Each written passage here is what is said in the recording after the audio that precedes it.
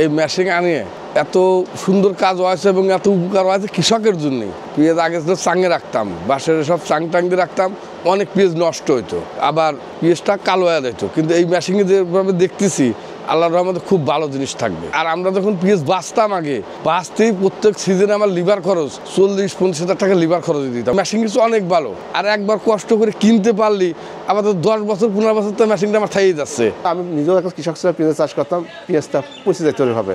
চাঙে রাখলে পারে এক মনে সর্বোচ্চ 15 কেজি পেঁয়াজ 17 কেজি পেঁয়াজ নষ্ট হয়ে যেত। তো এইভাবে বাতাস ফুলো দেখলাম যে বাতাসটা যদি এইভাবে দেওয়া যায়, সবসময় যারা গবেষণা করে সবসময় গবেষণা নিবাস থাকে, ঠিক আছে। তো এইরকম 12 ইঞ্চি পাইপ দিয়ে তৈরি করলাম, এরকম মাছা করে ছোট্ট করে তৈরি করলাম, দেখলাম যে আসলে ভালো রাখা যায়, ঠিক আছে। এরপরে বড় করে তৈরি করলাম, 300 মণ রাখা যায় কীভাবে। 12 স্কোয়ার ফিটে আপনি 350 মণ পেঁয়াজ পর্যন্ত রাখতে পারবেন। এর প্রত্যেকটা মেশিন এরকম তৈরি করার পর নিজে দিই, একদম বাকির পাত দিই, তুই নিচে আসবে তারপর টাকা তুই ব্যবহার ভালো হয় তখন আমার টাকাটা দিস, ঠিক আছে। এরকমভাবে একজন মানুষের ওই বাকির পাড়ে দিতাম, দিয়ে তুই বিশ্বাস করে চাষ করে দেখাকে, যদি পছন্দ হয় ভালো লাগে তাই আমার টাকা দিস, নারী মেশিনটা ফেরত দিস, 1 বছর ব্যবহার করে, এরকম হবে। এবার অলরেডি 200 পিস চলে গেছে, আরও সামনে যেটা সময় আছে আরও 100-200 পিস যেতে পারে। পেঁয়াজ তোলার শেষ, মানুষের অনেকে বিশ্বাস এখন পায় না, অনেকে যা দেখে তারপর অনেকে নেচ্ছে।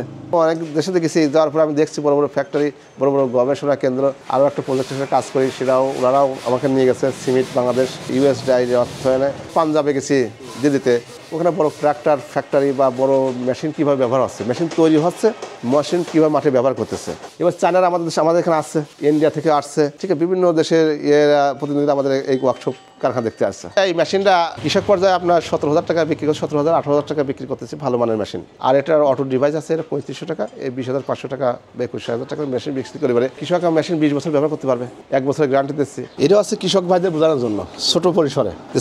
মানে এটা মনে করছে 12 ফিট স্কোয়ার একটা রুম মনে করেন, এখান থেকে 6.5 ফিট হাইট, 8 ইঞ্চি উপরে মাছা দেওয়া আছে, দেখেন এই বাতাসটা মাছার নিচে যাচ্ছে, ঠিক আছে। দেওয়ার পরে বাতাসটা এই চাঙের মাঝখানে উপর উঠতেছে, বাতাসটা পরে এই একটা ঘরে 350 মণ পেঁয়াজ রাখতে পারবেন, ঠিক আছে। বাতাসটা নিচে থেকে উঠবে, তাহলে আপনি প্রত্যেকটা পেঁয়াজই বাতাস পেল। কার কী মেশিন দরকার, ভুট্টা মারাই দরকার কারোর, ধান মারাই দরকার কারোর, সিডার মেশিন দরকার কারোর, এরকম আমার মেশিনে আমার পার্টস দরকার, আমার প্রিমিয়াম দরকার, আমি দেওয়ার চেষ্টা করি সর্বোচ্চ সারা বাংলাদেশে সার্ভে দেওয়ার চেষ্টা করি। এইটা হচ্ছে মেশিনের নিচের অংশ, ঠিক আছে।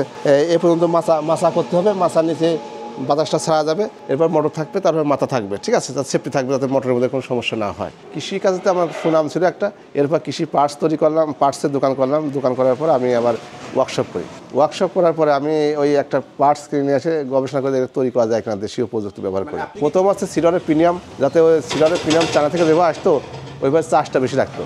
তা আমরা প্রিমিয়াম চেঞ্জ করার পরে ওইটা 2 চাষে মাটির সমান হয়ে যায়। এরপর প্রিমিয়াম সাকসেসফুল হওয়ার পরে আমি পুরো সিডার মেশিনটা তৈরি করে ফেলি। প্রতি বছর প্রায় 150 পিস তৈরি করি, 150 পিস 120 পিস এরকম, এবং এটা সারা বাংলাদেশে চলে।